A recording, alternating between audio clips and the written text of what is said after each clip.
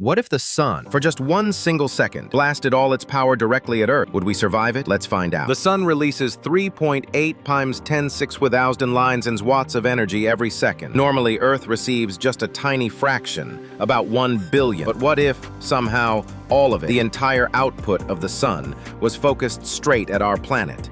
No filters, no distance protection, just pure nuclear power aimed directly at us. In that 1 second, the entire face of Earth would turn to fire. Ocean, boil into steam. Atmosphere, instantly ionized and stripped away. Surface, vaporized into molten rock. Satellites and planes, gone before even registering the heat.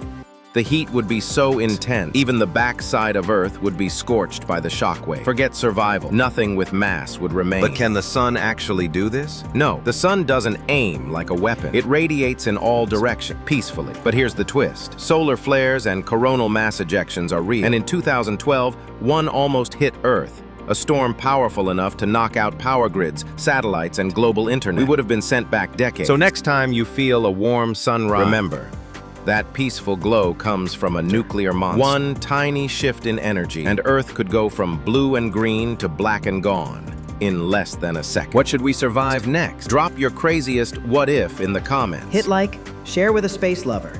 And don't forget to subscribe. Curiosity never sleeps.